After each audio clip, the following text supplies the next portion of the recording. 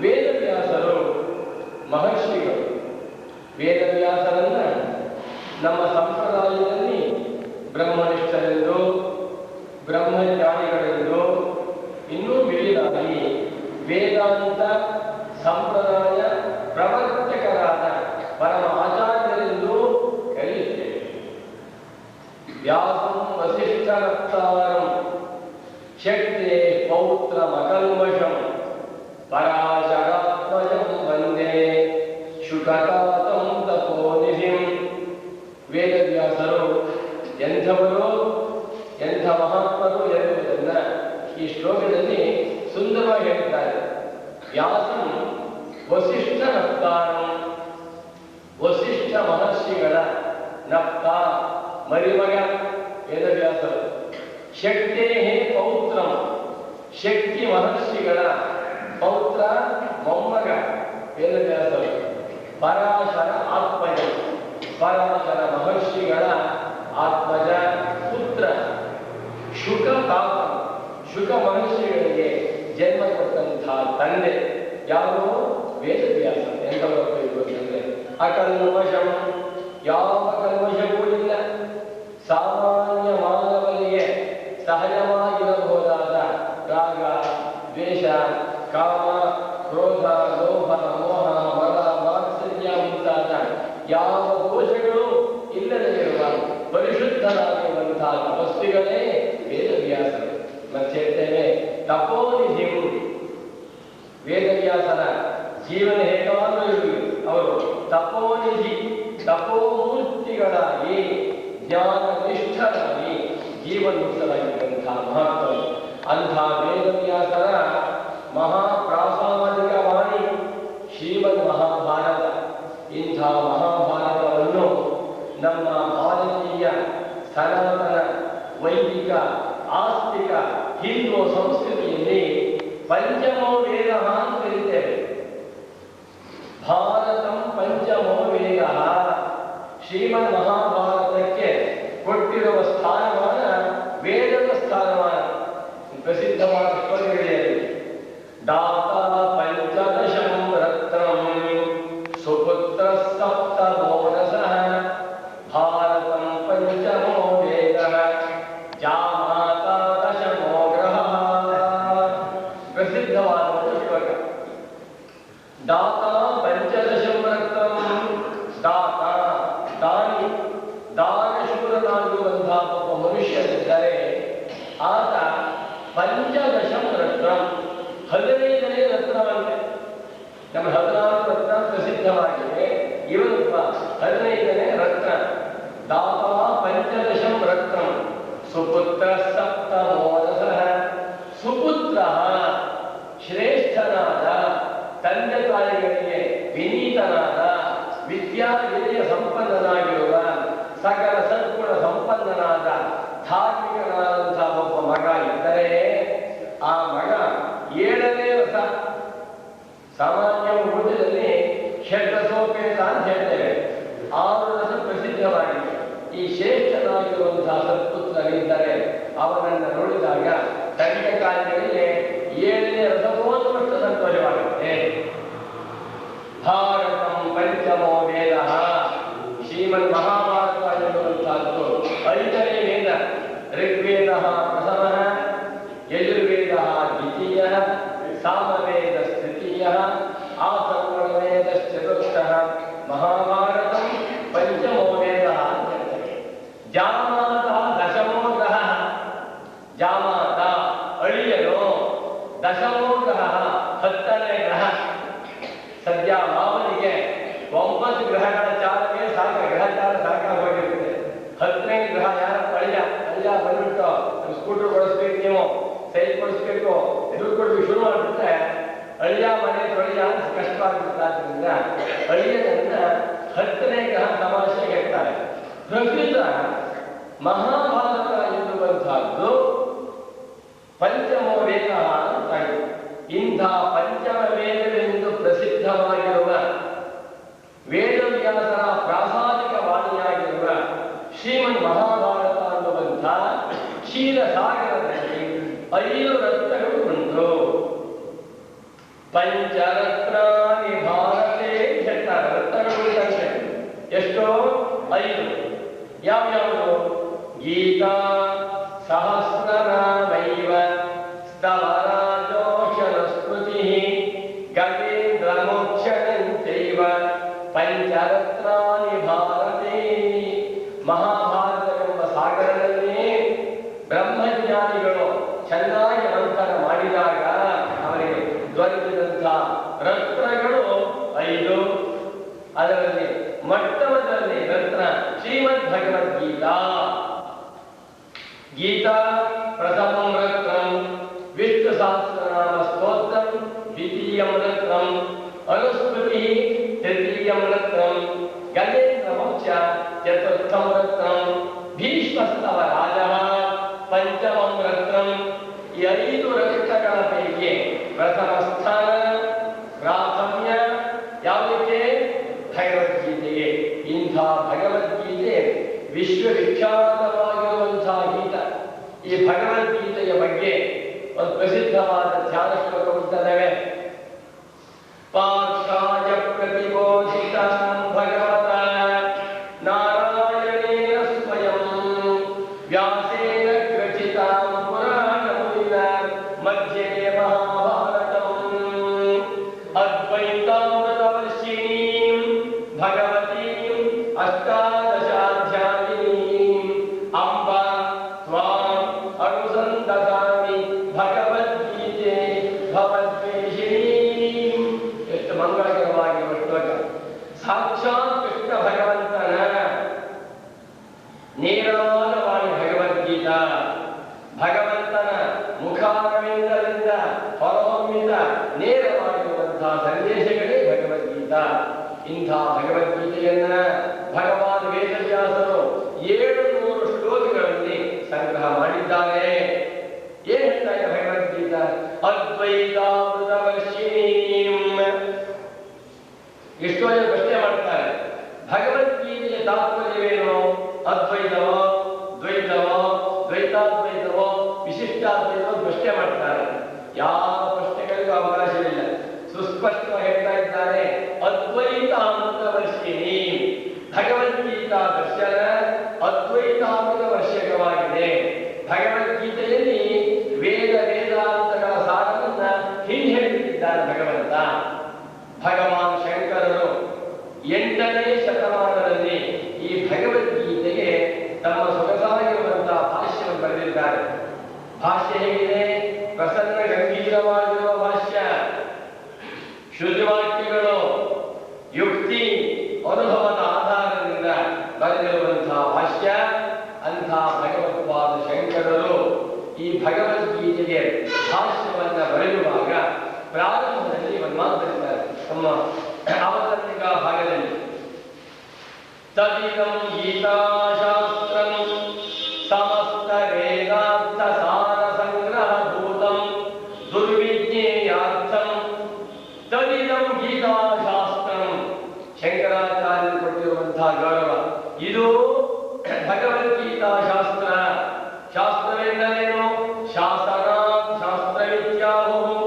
ಜಿಜ್ಞಾಸು ಜನಗಳಿಗೆ ಆತ್ಮಜ್ಞಾನಕ್ಕೆ ಬೇಕಾಗಿರುವಂತಹ ಸಾಧನ ಮಾರ್ಗವನ್ನು ಉಪದೇಶ ಮಾಡುತ್ತಿದೆ ಮತ್ತು ಆತ್ಮಸ್ವರೂಪವನ್ನು ಉಪದೇಶ ಮಾಡುತ್ತಿದೆ. ಶಾಸ್ತ್ರೀತಿ ಶಾಸ್ತ್ರಂ, ಶಾಸನಾತ್ ಶಾಸ್ತ್ರಂ, ಶಿರಷ್ಟೀತಿ ಶಾಸ್ತ್ರಂ. ಇಂಥ ಭಗವದ್ಗೀತಾ ಶಾಸ್ತ್ರ ಏನು ಅಡಗಿಕೊಂಡಿದೆ ಅಂತಂದ್ರೆ, ಸಮಸ್ತ ವೇದಾಂತ ಸಾರ ಸಂಗ್ರಹಭೂತಂ. ಸಮಸ್ತ ವೇದಗಳ, 4 ವೇದಗಳ, 18 ಪುರಾಣಗಳ, ಮಹಾಭಾರತ, ರಾಮಾಯಣಾದಿ ಇತಿಹಾಸ ಗ್ರಂಥಗಳ ಸಾರವನ್ನ ಸಂಗ್ರಹವಾಗಿ ಉಪದೇಶ ಮಾಡುತ್ತದೆ ಭಗವದ್ಗೀತಾ. ನಾವೇ ಸ್ವತಂತ್ರವಾಗಿ ಭಗವದ್ಗೀತಾ ಅರ್ಥವನ್ನು ಮಾಡಿಕೊಳ್ಳುವುದಕ್ಕೆ ಸಾಧ್ಯವಿಲ್ಲದ್ದರಿಂದ ನಾನು ಸಂಕ್ಷೇಪವಾಗಿ ವಿವರಣೆ ಮಾಡುತ್ತಾ ಭಗವದ್ಗೀತೆ ಭಾಷ್ಯವನ್ನ ಬರೆಯುತ್ತೇನೆ. ಬರಿತ ಶಂಕರಾಚಾರ್ಯರ ಮೇಲೆ ಭಗವದ್ಗೀತಾ ಅನ್ನುವಂತಹದ್ದು ಸಕಲ ವೇದಗಳ, ಸಕಲ ಶಾಸ್ತ್ರಗಳ ಸಾರ ಅಂತಾಯಿತು. ನಮ್ಮಲ್ಲಿ ಬೇಕಾದಷ್ಟು ಗೀತಾ ಅನ್ನುವಂತಹ ಗ್ರಂಥ ಪ್ರಸಿದ್ಧವಾಗಿದೆ. ಉದಾಹರಣೆಗೆ ಉದ್ಧವ ಗೀತಾ, ಪಾಂಡವ ಗೀತಾ, ಶ್ರೀರಾಮ ಗೀತಾ, ನಾರದ ಗೀತಾ, ಅಷ್ಟಾವಕ್ರ ಗೀತಾ, ಅವಧೂತ ಗೀತಾ,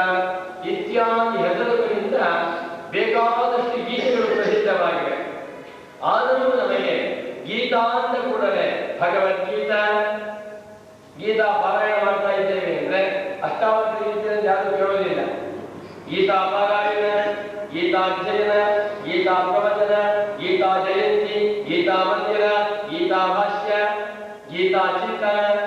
ಗೀತಾ ಅಂದ ಕೂಡಲೇ ನಮ್ಮೆಲ್ಲರ ಮನಸ್ಸಿನಲ್ಲಿ ಮೊಟ್ಟ ಮೊದಲು ಬರುವಂತಹ ಗೀತ ಯಾವುದು? ಶ್ರೀಮದ್ ಭಗವದ್ಗೀತಾ. ಯಾಕೆ ಅಷ್ಟು ಮಹತ್ವ ಉಂಟು? ಭಗವದ್ಗೀತಾ ಪ್ರಾಚೀನತಮವಾಗಿರುವಂತಹ ಗೀತ. ಭಗವದ್ಗೀತಾ ಭಗವಂತನಿಂದ ನೇರವಾಗಿ ಹೊರಹೊಮ್ಮಿರುವಂತಹ ಅಮೃತ ಗೀತ. ಈ ಭಗವದ್ಗೀತಾ ಅನ್ನುವಂತಹದ್ದು ಪ್ರಸ್ಥಾನತ್ರಯ ಗ್ರಂಥಗಳಲ್ಲಿ ಒಂದಾಗಿದೆ. ಎಂಥ ಸ್ಥಾನ ಕೊಟ್ಟಿದ್ದಾರೆ! ಉಪನಿಷತ್ತುಗಳು, ಬ್ರಹ್ಮಸೂತ್ರಗಳು ಎರಡರ ಮಧ್ಯೆ ಭಗವದ್ಗೀತೆಯನ್ನ ಅಡಕ ಮಾಡಿಸಿಕೊಂಡಿರಬೇಕಾದರೆ ಆ ಭಗವದ್ಗೀತೆಯ ಸ್ಥಾನಮಾನ ಎಂಥದ್ದು ತಿಳಿದುಕೊಳ್ಳಬೇಕು. ಈ ಭಗವದ್ಗೀತೆಗೆ ಹೆಸರು ಮೋಕ್ಷ ಶಾಸ್ತ್ರ. ಜ್ಞಾಪಬೇಕು. ಪ್ರತಿಯೊಂದು ಅಧ್ಯಾಯಕ್ಕೆ ಮಾತು ಬರುತ್ತಲ್ವೇ? ಶ್ರೀಮದ್ ಭಗವದ್ಗೀತಾಸು ಉಪನಿಷತ್ಸು ಬ್ರಹ್ಮ ವಿದ್ಯಾಯಾಮ್ ಯೋಗಶಾಸ್ತ್ರೇ. ಇಲ್ಲಿ ಬ್ರಹ್ಮ ವಿದ್ಯಾಶಾಸ್ತ್ರ ಅಂತ ಹೆಸರು, ಮೋಕ್ಷಶಾಸ್ತ್ರ ಅಂತ ಹೆಸರು, ಯೋಗಶಾಸ್ತ್ರ ಅಂತ ಹೆಸರು. ಯಾವುದಕ್ಕೆ? ಭಗವದ್ಗೀತೆಗೆ. ಈ ಭಗವದ್ಗೀತಾ ಒಟ್ಟು 18 ಅಧ್ಯಾಯಗಳಿಂದ ಹೊರಹೊಮ್ಮಿದೆ. 18 ಅಧ್ಯಾಯಗಳಿಂದ ಕೂಡಿಕೊಂಡು 700 ಶ್ಲೋಕಗಳಿಂದ ತುಂಬಿರುವಂತಹ ಭಾಗಕ್ಕೆ ಹೆಸರು ಭಗವದ್ಗೀತಾ. ಶ್ರೀಮದ್ ಭಗವದ್ಗೀತಾ ಗೀತಾ ಕರೀತೇವೆ. 18 ಅಧ್ಯಾಯಗಳನ್ನ 18 ಯೋಗಗಳಾಗಿ ನಮ್ಮಲ್ಲಿ ವಿಭಾಗ ಮಾಡಿರ್ತಾರೆ. ಸುಮ್ಮನೆ ಒಂದು ಪಟ್ಟಿ ಕೊಡ್ತೇನೆ, ತಿಳ್ಕೊಂಡಿರ್ತಾರೆ. ಅರ್ಜುನ ವಿಷಾದ ಯೋಗ ಪ್ರಥಮ, ಸಾಂಖ್ಯ ಯೋಗ ದ್ವಿತೀಯ, ಕರ್ಮಯೋಗ ತೃತೀಯ, ಜ್ಞಾನ ಯೋಗ ಚತುರ್ಥ, ಕರ್ಮ ಸನ್ಯಾಸ ಯೋಗ ಪಂಚಮ, ಧ್ಯಾನ ಯೋಗ ಷಷ್ಠ, ಜ್ಞಾನ ವಿಜ್ಞಾನ ಯೋಗ ಸಪ್ತಮ, ಅಕ್ಷರ ಬ್ರಹ್ಮೋಪಾಸನ ಯೋಗ ಅಷ್ಟಮ, ರಾಜವಿದ್ಯ ರಾಜವಿಷ್ಯ ಯೋಗ ನವಮ, ವಿಭೂತಿ ಯೋಗ ದಶಮ, ವಿಶ್ವರೂಪ ದರ್ಶನ ಯೋಗ ಏಕಾದಶ, ಭಕ್ತಿ ಯೋಗ ದ್ವಾದಶ, ಕ್ಷೇತ್ರ ಕ್ಷೇತ್ರಜ್ಞ ವಿಭಾಗ ಯೋಗ ತ್ರಯೋದಶ, ಗುಣತ್ರಯ ವಿಭಾಗ ಯೋಗ ಚತುರ್ದಶ, ಪುರುಷೋತ್ತಮ ಪ್ರಾಪ್ತಿ ಯೋಗ ಪಂಚದಶ, ದೈವಾಸುರ ಸಂಪದ್ ವಿಭಾಗ ಯೋಗ ಷೋಡಶ, ಶ್ರದ್ಧಾತ್ರಯ ವಿಭಾಗ ಯೋಗ ಸಪ್ತದಶ, ಕೊನೆಗೆ ಮೋಕ್ಷ ಸನ್ಯಾಸ ಯೋಗ ಅಷ್ಟಾದಶ. 18 ಅಧ್ಯಾಯಗಳಿಂದ 18 ಯೋಗಗಳನ್ನು ತಿಳಿಸಿಕೊಟ್ಟಿದ್ದಾರೆ. ಆದರೆ ತತ್ವಜಿಜ್ಞಾಸುಗಳು ಈ ಕ್ರಮದಿಂದಲೇ ಭಗವದ್ಗೀತೆಯನ್ನು ಅಧ್ಯಯನ ಮಾಡಬೇಕಾಗಿಲ್ಲ. ಮೊದಲು ಅರ್ಜುನ ವಿಷಾದವನ್ನು ತಿಳಿದುಕೊಂಡು ಆಮೇಲೆ ಸಾಂಖ್ಯಯೋಗ ಕರ್ಮಯೋಗದ ರೂಪದ ಅಧ್ಯಯನ ಮಾಡಬೇಕಾಗಿಲ್ಲ. ನಮ್ಮ ಪರಮ ಪೂಜ್ಯ ಸಚ್ಚಿದಾನಂದೇಂದ್ರ ಸರಸ್ವತಿ ಸ್ವಾಮಿಗಳು ಹೇಳ್ತಾ ಇದ್ರು, ಈ ಭಗವದ್ಗೀತೆಯನ್ನ ಅಧ್ಯಯನ ಮಾಡಬೇಕಾದರೆ ಮುಮುಕ್ಷು ಜನಗಳಿಗೆ ಮೊಟ್ಟ ಮೊದಲನೇ ಭಾಗ ಯಾವುದಪ್ಪ ಅಂದ್ರೆ 16ನೇ ಅಧ್ಯಾಯ. ಸ್ವಾಮಿ ಉಪದೇಶ ಕೇಳಿದಿರ? ಯಾಕೆಂದ್ರೆ 16ನೇ ಅಧ್ಯಾಯಕ್ಕೆ ಹೆಸರು ದೈವಾಸುರ ಸಂಪತ್ ವಿಭಾಗ ಯೋಗ. ಇದು ದೈವಿ ಸಂಪತ್ತು, ಇದು ಆಸುರಿ ಸಂಪತ್ತು ವಿಭಾಗ ಮಾಡಿ. ದೈವಿ ಸಂಪತ್ತು ಅಂದ್ರೆ ಏನು? ದೈವಿ ಸಂಪತ್ ವಿಮೋಕ್ಷಾಯ ನಿಬಂಧಾಯ ಸುರೀಮತ. ದೈವಿ ಸಂಪತ್ತನ್ನ ನೀವು ಜೀವನದಲ್ಲಿ ಬೆಳೆಸಿಕೊಳ್ಳುತ್ತಾ ಬಂದರೆ ವಿಮೋಕ್ಷಾಯ ಮೋಕ್ಷವನ್ನ ಪಡೆಯುತ್ತೀರ. ಮೋಕ್ಷ ಸಾಮ್ರಾಜ್ಯವನ್ನ ಪಡೆದು ಕೃತಾರ್ಥರಾಗಬಹುದು. ನಿಬಂಧಾಯ ಆಸುರೀಮತ. ದೈವ ಸಂಪತ್ತನ್ನ ದೂರ ಮಾಡಿ ಆಸುರ ಸಂಪತ್ತನ್ನ ಬೆಳೆಸಿಕೊಳ್ಳುತ್ತಾ ಬಂದರೆ ಏನಾಗುತ್ತೆ? ನಿಬಂಧಾಯ ಬಂಧನ ಮಾರ್ಗದಲ್ಲಿ ಸಿಕ್ಕಿಕೊಂಡು ಮತ್ತೆ ಮತ್ತೆ ಒಂದರಕ್ಕೆ ಜನನಂ ಒಂದರಕ್ಕೆ ಮರಣಂ ಅನ್ನುವಂತೆ ಸಂಸಾರ ಸಾಗರದಲ್ಲಿ ಒದ್ದಾಡಬೇಕಾಗುತ್ತೆ ತಿಳಿಸಿಕೊಟ್ಟಿದ್ದಾನೆ. ಆದ್ದರಿಂದ 16ನೇ ಅಧ್ಯಾಯ ಶುರು ಮಾಡ್ತಾ ಇದ್ದೇನೆ. ನನಗೆ 10ನೇ ಅಧ್ಯಾಯ ಕವರ್ ಮಾಡ್ಬಿಡ್ತೇನೆ ಒಂದು ಗಂಟೆ ಒಳಗೆ. 16ನೇ ಅಧ್ಯಾಯದಲ್ಲಿ ಕೃಷ್ಣ ಭಗವಂತನ ಸಂದೇಶ ಏನಪ್ಪಾ ಅಂದ್ರೆ, ಅರ್ಜುನನೇ, ಮಾನವನಾಗಿ ಹುಟ್ಟಿ ಮನುಷ್ಯನು ಬುದ್ಧಿಜೀವಿಯಾದ್ದರಿಂದ, ವಿವೇಕ ಪ್ರಧಾನ ಜೀವಿಯಾದ್ದರಿಂದ ಕೆಲವು ದೋಷ ರೂಪವಾಗಿರುವಂತ ಸಾಧನಗಳನ್ನ ಕೈ ಬಿಡಬೇಕು. ದೋಷಯುಕ್ತವಾದ ಆಸುರಿ ಸಂಪತ್ತು ಅದನ್ನ ಕೈ ಬಿಟ್ಬಿಡ್ಬೇಕು ಅಂತ ಹೇಳ್ತಾ ಇದ್ದಾನೆ. ಯಾವುದವು ಅಂತಂದ್ರೆ, ಪ್ರವೃತ್ತಿಂಚ ನಿವೃತ್ತಿಂಚ ಜನಾನ ವಿದುರಾಸುರಃ ನ ಶೌಚಂ ನಾಪಿ ಚಾಚಾರೋ ನ ಸತ್ಯಂ ತೇಷು ವಿದ್ಯತೆ ಅಸತ್ಯಂ ಅಪ್ರತಿಷ್ಠಂತೆ ಜಗದಾಹುರನೀಶ್ವರಂ ಅಪರಸ್ಪರ ಸಂಭೂತಂ ಕಿಮನ್ಯಕಾಮಹೈತುಕಂ. ಇದಕ್ಕೆ ಹೆಸರೇನು? ಆಸುರಿ ಸಂಪತ್ತು. ಪ್ರವೃತ್ತಿ ಇಲ್ಲ, ನಿವೃತ್ತಿ ಇಲ್ಲ, ಆಚಾರವಿಲ್ಲ, ವಿಚಾರವಿಲ್ಲ, ಸಾತ್ವಿಕ ಸ್ವಭಾವವಿಲ್ಲ, ದೊಡ್ಡವರನ್ನು ಕಂಡಾಗ ನಮಸ್ಕಾರ ಮಾಡುವಂತಿಲ್ಲ, ಗುರು ಹಿರಿಯರನ್ನು ಕಂಡಾಗ ಗೌರವಿಸುವಂತಿಲ್ಲ, ಶ್ರದ್ಧಾಭಕ್ತಿ ಅಂತಿಲ್ಲ, ದೇವಸ್ಥಾನಕ್ಕೆ ಹೋಗುವುದಿಲ್ಲ, ಪರಮನಾಸ್ತಿಕರಾಗಿ ಖಾನ ಪೀನ ಸ್ವನ ಮಾಡಿಕೊಂಡು ಉಣ್ಣೋದು, ತಿನ್ನೋದು, ತೆಗೆದು ಇಷ್ಟೇ ಜೀವನ ಮಾಡಿಕೊಂಡಿದ್ದಾರಲ್ಲ, ಇಂಥವರಿಗೆ ಹೆಸರು ನಾಸ್ತಿಕರು ಅಥವಾ ಅಸುರರು. ಇದು ಹೇಗಿರ್ತಾಗುತ್ತೆ? ಆಜ್ಯ ಅಭಿಜನವಾನಸ್ತಿ ಕೋನ್ಯೋಸ್ತಿ ಸದೃಶೋಮಯ ಯಕ್ಷೇ ದಾಸ್ಯಾವಿಮೋದಿಷ್ಯೆ ಇತ್ಯಜ್ಞಾನ ವಿಮೋಹಿತಾಃ.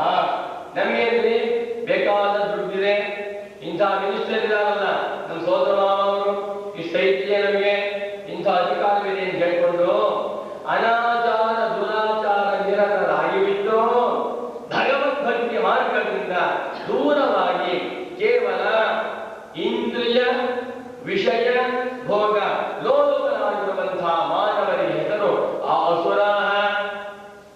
ಅವರ ಸಂಪತ್ತು ಯಾವುದು? ಅಹಂಕಾರಂ ಬಲಂ ದರ್ಪಂ ಕಾಮಂ ಕ್ರೋಧಂಚ ಸಂಶ್ರಿತಃ ಮಾಮಾತ್ಮಪರದೇಹೇಷು ಪ್ರದ್ವಿಷಂತೋ ಅಭ್ಯಸೂಯಕಾಃ. ಅಹಂಕಾರ, ಮಮಕಾರ, ಬಲ, ದರ್ಪ, ಕಾಮ, ಕ್ರೋಧ ಈ ದೋಷಗಳಿಗೆ ಒಳಗಾಗಿ ಬಿಟ್ಟು ಅಂಥವರು ನನ್ನನ್ನ ಒಳಗಿರುವಂತಹ ನನ್ನನ್ನು ತಿರಸ್ಕಾರ ಮಾಡ್ತಾ ಇದ್ದಾರೆ. ಅರ್ಜುನ, ಇವರಿಗೆ ಹೆಸರು ಅಸುರರು, ಇವರೇ ರಾಕ್ಷಸರು, ಇವರೇ ನೀಚರು, ಪರಮ ಪಾಪಿಗಳು. ಇವರಿಗೆ ವಿವೇಕವೇ ಇಲ್ಲ. ಇಂಥ ನೀಚರನ್ನು ನಾನು ತಾನಂ ದ್ವಿಷತಃಕ್ರೂರಾನ್ ಸಂಸಾರೇಷು ಸನಾತಮಾನ್ ಕ್ಷಿಪಾಮಿ ಅಜಸ್ರಮಶುಭಾನ್ ಆಸುರೀಷ್ವೇವ ಯೋನಿಷು. ಇಂಥ ಮಾನವರಿಗೆ ಮತ್ತೆ ಮತ್ತೆ ನಾನು ನೀಚ ಯೋನಿಯಲ್ಲಿ ಹುಟ್ಟುವಂತೆ ಮಾಡುತ್ತೇನೆ. ಮನುಷ್ಯ ಹುಟ್ಟಿದ್ದೇವೆ, ಈ ಜನ್ಮದಲ್ಲಿ ನಾವು ಸ್ವಲ್ಪ ತಿದ್ದುಕೊಳ್ಳದೆ ಹೋದರೆ ಸಾತ್ವಿಕವಾದ ಆಹಾರ, ಸಾತ್ವಿಕವಾದ ವಿಹಾರ, ಸಾತ್ವಿಕವಾದ ವಿಚಾರ, ಸತ್ಸಂಗ, ಭಗವದ್ಭಕ್ತಿ, ಭಗವದ್ ಆರಾಧನೆ, ಗುರು ಹಿರಿಯರ ಉಪದೇಶ, ಗುರು ಹಿರಿಯರ ಆಚಾರ, ಗುರು ಹಿರಿಯರ ಸೇವೆ ಯಾವುದನ್ನೂ ಮಾಡದೆ ಕೇವಲ ವಿಷಯ ಭೋಗರೂಪರಾಗಿ ರಾಕ್ಷಸೀ ವೃತ್ತಿಯಿಂದ, ಆಸುರಿ ವೃತ್ತಿಯಿಂದ ಜೀವನವನ್ನ ನಡೆಸುತ್ತಾ ಬಂದರೆ ಮುಂದೆ ನಮಗೆ ಖಂಡಿತ ಮಾನವ ಜನ್ಮ ದೊರಕುವುದಿಲ್ಲ. ರಾಕ್ಷಸನಾಗಿ ಹುಟ್ಟುತ್ತಾರೆ, ನಾಯಿ ಕತ್ತೆ ಕುದುರೆಗಳ ಹುಟ್ಟುತ್ತಾರಪ್ಪ ಅಂತ ತಿಳಿಸಿ ಭಗವಂತ ನಮ್ಮಂತಹ ಸಾಧಕರನ್ನ ಎಚ್ಚರಿಸ್ತಾ ಇದ್ದಾನೆ. ನೀನು ಹಾಗಾಗಬೇಡ, ಎಲೆ ಮಾನವನೇ, ಖಂಡಿತ ನೀವು ಅಸುರರಾಗಬೇಡಿ. ಮಟ್ಟವಲ್ಲೇ ಅಂತ ಒಳ್ಳೆ ಸಾಧನೆ ಮಾಡುವುದು ಆಮೇಲೆ, ಸದ್ಯಕ್ಕೆ ಕೆಟ್ಟ ಸಾಧನೆ ಬಿಡು.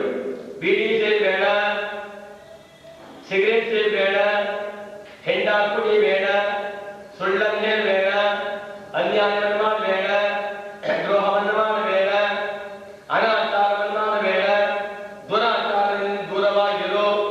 ಇದು ಭಗವದ್ಗೀತೆಯಲ್ಲಿ ಕೃಷ್ಣ ಭಗವಂತನು ನಮ್ಮಂತಹ ಮುಮುಕ್ಷು ಜನಗಳಿಗೆ ಉಪದೇಶ ಮಾಡುತ್ತಿರುವ ಮೊಟ್ಟ ಮೊದಲನೇ ಸಾಧನ.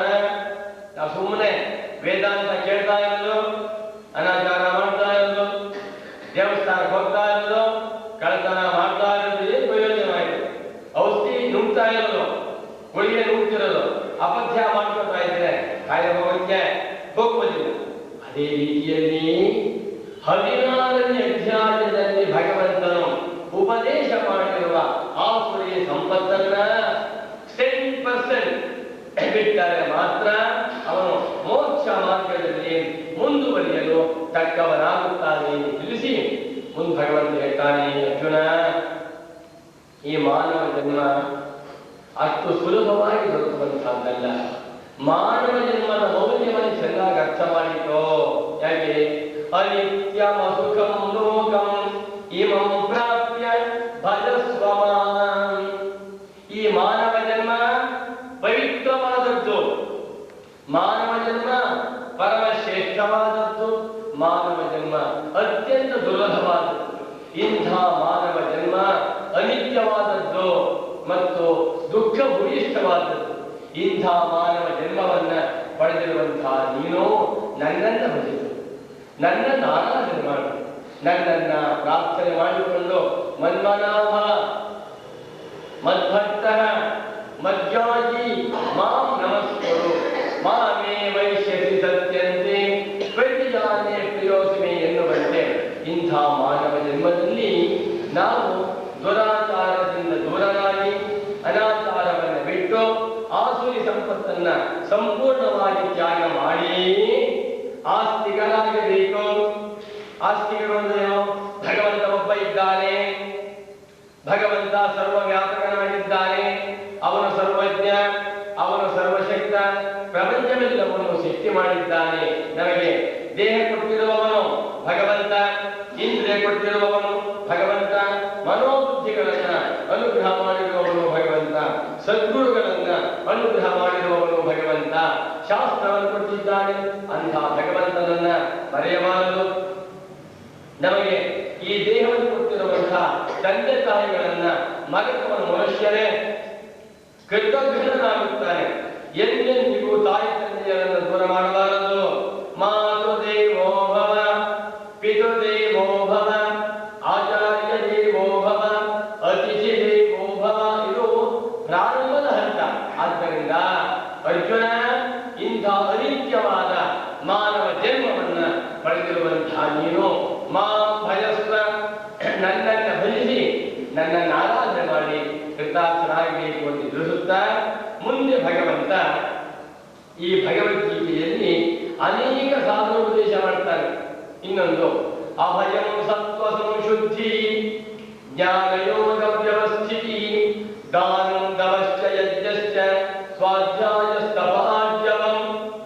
ಮನುಷ್ಯನು ಮುಮುಕ್ಷು ಸಾಧಕನಾಗಿದ್ದ ಪಕ್ಷದಲ್ಲಿ ಸತ್ವ ಸಂಶುದ್ಧಿ, ಅಸತ್ವ ಅಂತಃಕರಣ, ಅಂತಃಕರಣವನ್ನ ಶುದ್ಧವಾಗಿ ಇಟ್ಟುಕೊಳ್ಳುವ ಪ್ರಯತ್ನವನ್ನ ಮಾಡಬೇಕು. ಇವತ್ತು ಅದೇ ದೊಡ್ಡ ಕೊರತೆ. ನಾವು ಸನ್ಯಾಸಿಗಳಾಗಿರ್ತೇವೆ, ಬ್ರಹ್ಮಚಾರಿಗಳಾಗಿರ್ತೇವೆ, ಸಾಧಕರಾಗಿರ್ತೇವೆ, ವೇದಾಂತಿಗಳು ಅನಿಸ್ಕೊಂಡಿರ್ತೇವೆ, ಉಪದೇಶಗಳಾಗಿರ್ತೇವೆ. ಅಂತಃಕರಣದ ಭಕ್ತಿ ಬರೀ ದೋಷ ತಂದುಕೊಂಡಿರುತ್ತೆ, ಉಪಯೋಗವಿಲ್ಲ. ಇದಕ್ಕೆ ಹೆಸರು ಸತ್ವಶುದ್ಧಿ. ಅಂತಃಕರಣವನ್ನ ಶುದ್ಧವಾಗಿ ಮಾಡಿಕೊಳ್ಳದೆ ಹೋದರೆ ವೇದಾಂತ ಸಂದೇಶಗಳಾಗಲಿ ಭಗವದ್ಗೀತಾ ಸಂದೇಶಗಳಾಗಲಿ ಯಾವುದೊಂದು ನಾಟುವುದಿಲ್ಲ. ಆದ್ದರಿಂದ ಅರ್ಜುನ, ನೀನು ಆದಷ್ಟು ಕೂಡ ಸಾತ್ವಿಕ ಸ್ವಭಾವವನ್ನ ಬೆಳೆಸಿಕೊಳ್ಳಬೇಕು ತಿಳಿಸ್ತಾ ಇದ್ದಾನೆ. ಅಹಿಂಸಾ ಸತ್ಯಮಕ್ರೋಧ ತ್ಯಾಗ ಶಾಂತಿರಪೈಶ್ವರಂ ದಯಾಭೂತೇಷು ಅಲೋಲುತ್ವಂ ಮಾರ್ದವಂ ಶ್ರೀರಚಾಪರಂ. ತುಂಬಾ ಇದೆ, ಒಂದು ಶ್ಲೋಕ ಮಾತ್ರ ಹೇಳ್ತಾ ಇದ್ದೇನೆ. ಭಗವಂತನ ಸಂದೇಶ, ಭಗವಂತನ ವಾಣಿ ಏನಂತ? ಅಹಿಂಸಾ. ಯಾರನ್ನೂ ಹಿಂಸೆ ಮಾಡಬೇಡ, ಯಾರೂ ಮಾಡಬಾರದು. ಅದರಲ್ಲಿ ಮುಮುಕ್ಷುಗಳಾಗಿರುವ ಜಿಜ್ಞಾಸು ಸಾಧಕರಂತೂ ಯಾರನ್ನೂ ಹಿಂಸಿಸಬಾರದು. ಕಾಯ ವಾಚ ಮನಸ ಹಿಂಸೆ ಮಾಡಬಾರದು, ಸತ್ಯವನ್ನೇ ಹೇಳಬೇಕು. ಇದು ಸಾಧನ ಪ್ರಸ್ಥಾನ ಅಂತ ಹೇಳಿದ್ದೇನೆ. ಅಕ್ರೋಧ, ಕೋಪವನ್ನು ಮಾಡಿಕೊಳ್ಳಬಾರದು. ತ್ಯಾಗ, ಆದಷ್ಟು ಕೂಡ ತ್ಯಾಗ ಬುದ್ಧಿ ಬೆಳೆಸಿಕೊ. ಗುರುಗಳ ಕಂಡಾಗ ಸಮೃದ್ಧಿಯ ಜ್ಞಾನವನ್ನು ಮಾಡು. ಭಗವಂತ ಕೊಟ್ಟಿರುವಂತಹ ಸಂಪತ್ತನ್ನ ಸದ್ವಿನಿಯೋಗ ಮಾಡು. ಶಾಂತಿ, ಮನಸ್ಸಿನಲ್ಲಿ ಯಾವಾಗಲೂ ಕೂಡ ಶಾಂತವಾಗಿರು. ಅಪೈಶ್ವರಂ, ತ್ಯಾಗಿ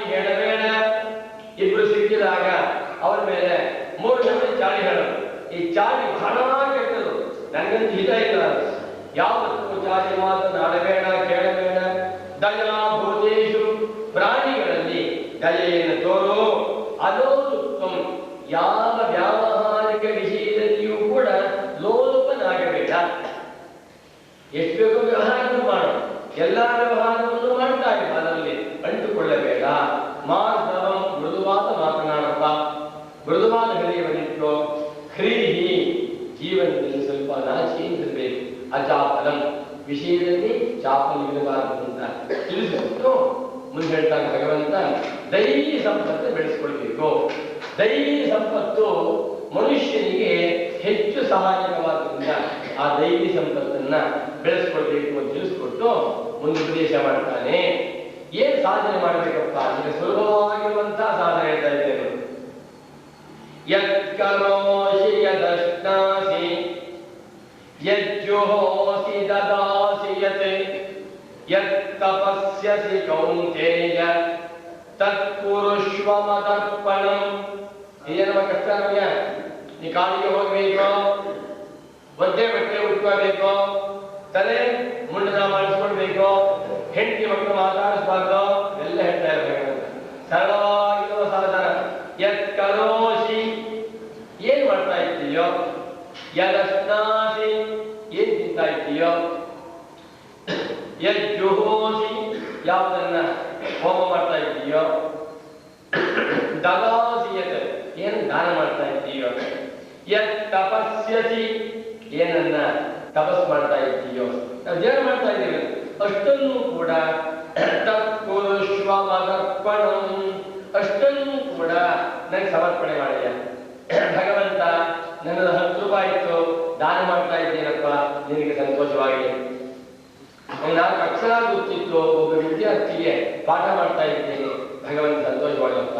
ಇವತ್ತು ಅವಕಾಶ ಸಿಕ್ತು, ಸಂಧ್ಯಾವಂದನೆ ಮಾಡ್ತಾ ಇದ್ದೇನೆ, ಅದರಲ್ಲಿ 1,000 ಗಾಯತ್ರಿ ಜಪಾನುಷ್ಠಾನ ಮಾಡ್ತಾ ಇದ್ದೇನೆ, ಭಗವಂತ ನಿಮ್ಗೆ ಸಮರ್ಪಿತವಾಗಲಪ್ಪ. ಯಾರೋ ಸನ್ಯಾಸಿ ಮನೆಗೆ ಬಂದಿದ್ದಾರೆ ಅಪರೂಪಕ್ಕೆ, ಅವ್ರಿಗೆ ಹಸ್ತೋತ್ಕ ಹಾಕಿ ಒಂದು ಜೊತೆ ಪಂಚೆ ಕೊಡ್ತೇನೆ, ಭಗವಂತ ಅರ್ಪಣೆ ಆಗಲ್ಲ.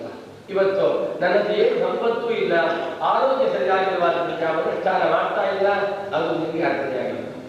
ಇಲ್ಲಿ ಅಹಂಕಾರದ ಭಾವನೆ ಇಲ್ಲದೆ ನಾನು ಮಾಡ್ತಾ ಇದ್ದೇನೆ, ಇಂಥ ಫಲಕ ಮಾಡ್ತಾ ಇದ್ದೇನೆ ಎನ್ನುವ ಅಭಿಮಾನ ಇಲ್ಲದೆ ವ್ಯಾವಹಾರಿಕವಾಗಿ ನಿತ್ಯ ಜೀವನದಲ್ಲಿ ಏನೇನು ಮಾಡ್ತಾ ಇದ್ದೇವೋ ಮಾಡ್ತಾ ಇರ್ತಾರೆ. ಎಷ್ಟು ಪರಮ ನಾಸ್ತಿಕರಾಗಿದ್ದರೂ ಕೂಡ ಊಟ ಮಾಡ್ತಾರೋ ಇಲ್ವಾ? ಪ್ರತಿಯೊಬ್ಬರ ಮನೆಯಲ್ಲೂ ದೇವ್ರ ಫೋಟೋ ಇದ್ದೇ ಹೇಳುತ್ತೆ. ಪರಮ ನಾಸ್ತಿಕ ಅಂತ ಹೇಳ್ಕೊಂಡ್ರು ಕೂಡ ಅಪ್ಪ ಅಮ್ಮನ ಫೋಟೋ ಹಾಕಿ ನಮಸ್ಕಾರ ಕಲಿತ ದೇವರು ಭಾವನೆ ಮಾಡ್ಕೊ. ಒಟ್ಟಿನಲ್ಲಿ ಭಗವಂತನನ್ನು ಮರೆಯಬೇಡ.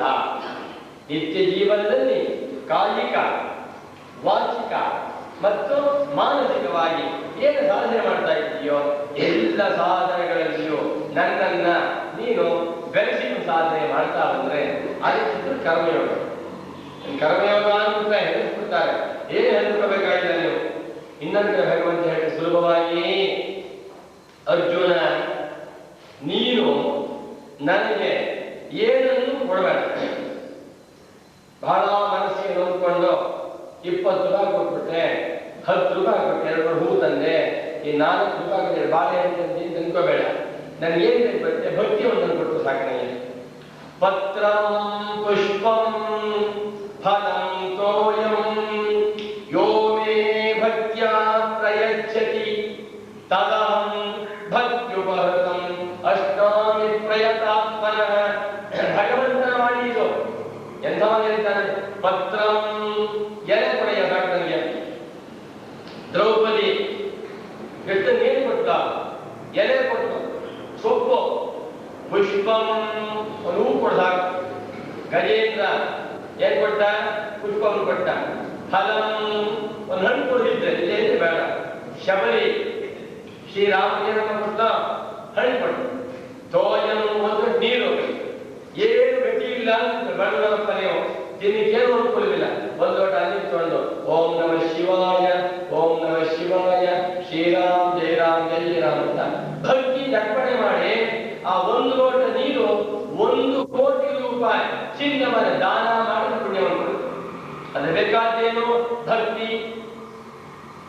ಯೋ ಮೇ ಭಕ್ತ್ಯಾ ಪ್ರಯಚ್ಛತಿ, ಭಕ್ತಿಯಿಂದ ಯಾವಾಗ ಕೊಡ್ತಾನೆಯೋ ಮತ್ತು ತದಹಂ ಭಕ್ತ್ಯುಪರತಂ, ಭಕ್ತಿಯಿಂದ ಕೊಡಲ್ಪಟ್ಟಂತಹ ವಸ್ತುವನ್ನ ನಾನು ಪ್ರೇಮದಿಂದ ಸ್ವೀಕಾರ ಮಾಡುತ್ತೇನೆ ಹೇಳ್ತಾ ಇದ್ದಾನೆ.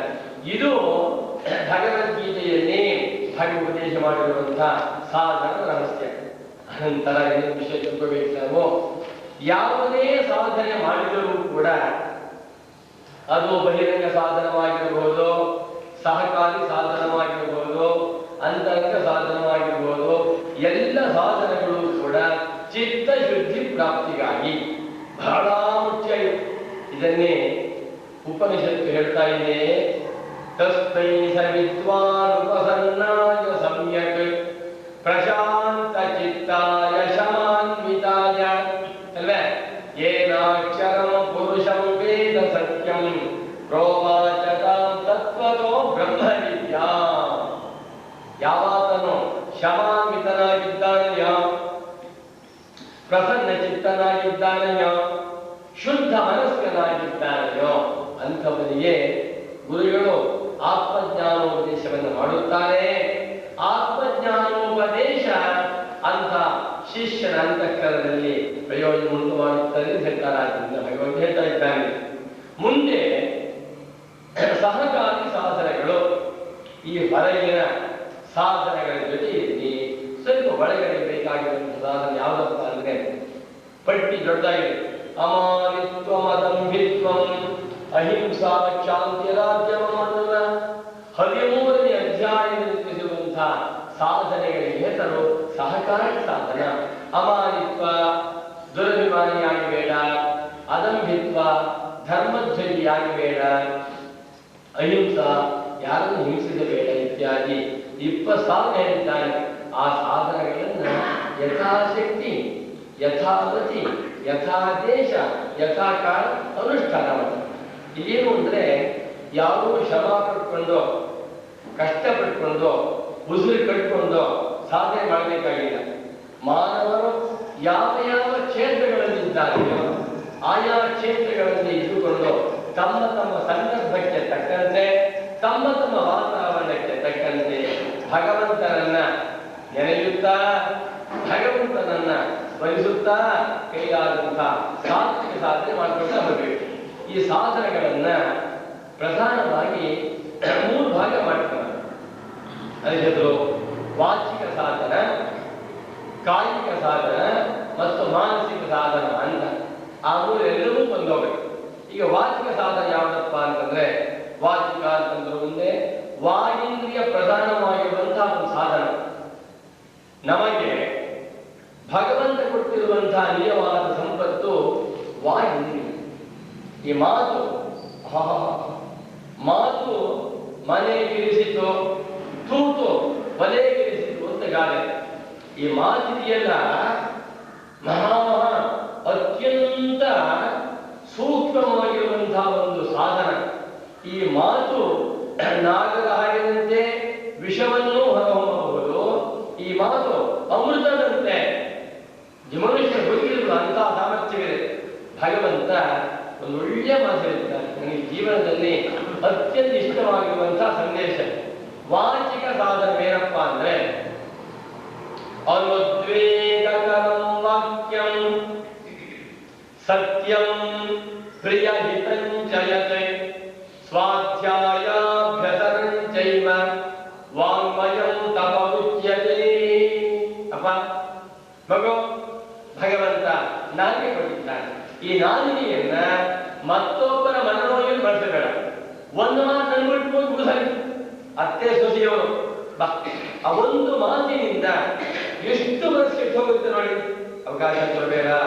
ಅನುದ್ವೇಗ ಕರಂ ವಾಕ್ಯಂ, ಎಂದೆಂದಿಗೂ ಕೂಡ ನೀನು ಮತ್ತೊಬ್ಬರ ಮನಸ್ಸಿಗೆ ಉದ್ವೇಗವನ್ನ, ನೋವನ್ನ ಉಂಟಾಗುವಂತಹ ಮಾತನ್ನ ಆಡಲೇಬೇಡ. ಗುರುಗಳನ್ನ ನಿಂದಾತ್ಮಕವಾಗಿ ಹೇಳಬೇಡ. ತಂದೆ ತಾಯಿಗಳನ್ನ ಬಹಳ ಕಷ್ಟವಾಗ್ಬಿಡುತ್ತದೆ. ಆದರೂ ಸಂಯಮವನ್ನು ಮಾಡುವ ಸಾಧಕನಾದ್ದರಿಂದ ಮತ್ತು ಸತ್ಯವನ್ನೇ ಹೇಳು, ಪ್ರಿಯವನ್ನೇ ಹೇಳು. ಸತ್ಯಪ್ರಿಯವಾದ ಮಾತುಗಳಲ್ಲಿ ಆಡಪ್ಪ.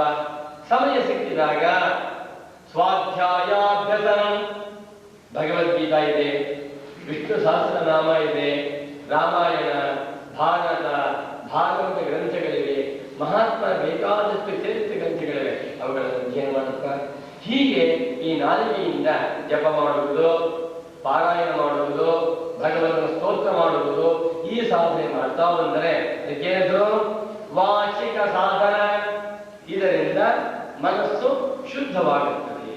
ಅನಂತರ ಶಾರೀರಿಕ ಸಾಧನ, ದೇಹದಿಂದ ಸಾಧನೆ ಮಾಡುವುದಪ್ಪ ಅಂದ್ರೆ ದೇವದ್ವಿಜ ಗುರು ಪ್ರಾಜ್ಞ ಪೂಜನಂ ಶೌಚಮಾಜ್ಯವಂ ಬ್ರಹ್ಮಚರ್ಯ ಅಹಿಂಸಾ ಚ ಶಾರೀರಂ ತಪ ಉಚ್ಯತೆ.